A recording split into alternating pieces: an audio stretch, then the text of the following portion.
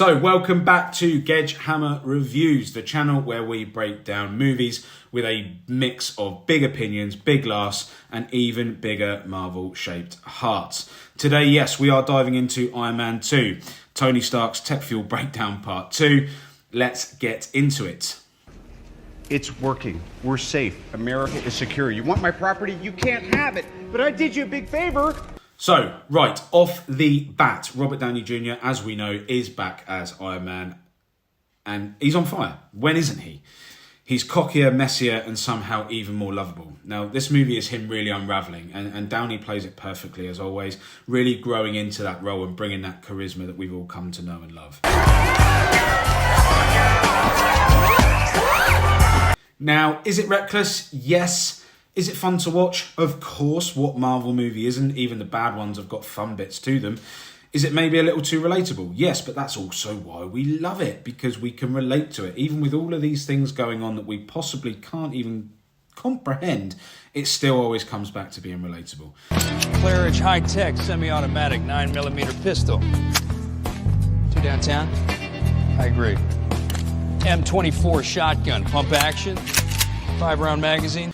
But let's talk about the secret weapon of this movie. For me, Sam Rockwell as Justin Hammer is what happens when you mix that billionaire tech bro energy with an inferiority complex and a horrific spray town. Tony Stark wannabe, really. The dancing, it's iconic. The failed missile demos, the chef's kiss, the fact that he says ex-wife about a missile just shows you that character.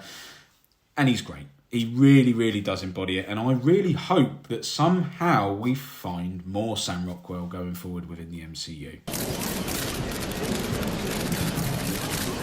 Hey, buddy. Didn't expect to see you here. Look, it's me. I'm here. Deal with it. Let's move on. Now, as I'm sure the majority of us were, I was taken aback a bit when we found out that John Cheadle was playing War Machine, Rhodey. No warning, no explanation, just John Cheadle giving us vibes, and he really does. I suppose as it goes on and he gets more involved with the franchise, yes, he grows into it more, but even from the start, he owns it. He's got that charm, he's got the sass, and of course he gets the War Machine suit, but I feel like Don Cheadle earns the War Machine suit through this performance and subsequent performances, but he really does embody that character. How are you? Congratulations on the promotion. Thank you very much. Thank you. Those Merlin engines are fantastic. Oh, thank you. Yeah, good idea for an electric jet. You do? Yeah. Then we'll make it work. And yes, that was Elon Musk, everyone's favourite Twitter ham. Back before he was tweeting like that Bond villain, he popped into our lives and he acted out his real-life Tony Stark fantasy. I mean, who wouldn't? I mean, I know I would. If you can make God bleed, then people will cease to believe in him, and there will be blood in the water. Let's talk Whiplash. Mickey Rourke gives us that bird-loving, toothpick-chomping, electricity zapping performance. Revenge vibes, as it's come to know in the MCU. And I do like it, don't get me wrong. But I think that knowing what I know going forward now, this whole Tony hurt my family years ago and now I'm back thing, it becomes a blueprint for the MCU villains going forward. You've got Vulture, you've got Mysterio, and then half of the Phase 4 roster all follow in that pattern. But I suppose if you're starting a universe with a character like this that is it's on his shoulders, then of course he's going to have upset some people along the way. Yes. I want my bird. A bird? You want a bird? I want my bird. I can get you a bird, I can get you 10 birds. Also, respectfully, what is going on with this bird and the subplot?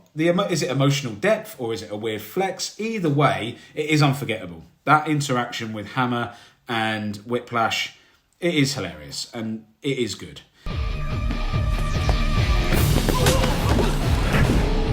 Now, beyond all the chaos, Iron Man 2 is quietly laying that foundation for what's next. We get the debut of Black Widow. S.H.I.E.L.D. gets a bit more involved. And there's a sneaky little tease of what's next. It's perfect. But I also feel that that's where this movie lets itself down a bit. It is a setup for what is next.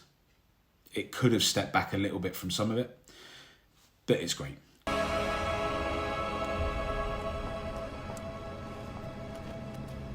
Sir, We found it. So, for me, no, it's not a perfect movie. Is it a bit overloaded? Yes. A bit messy at times, but it's got heart, it's got swagger, it's got that Marvel magic that we're all starting to fall in love with. And I'm falling in love with it all over again. I'm seeing bits that I haven't seen before rewatching these. I like Iron Man 2, but more importantly, I love what it's building towards, and I love the foundations that are being set. This is the MCU figuring itself out, making those initial mistakes, taking those swings, and setting up for something legendary. That lead up to the first Avengers movie, they all need to be here, otherwise we don't get that.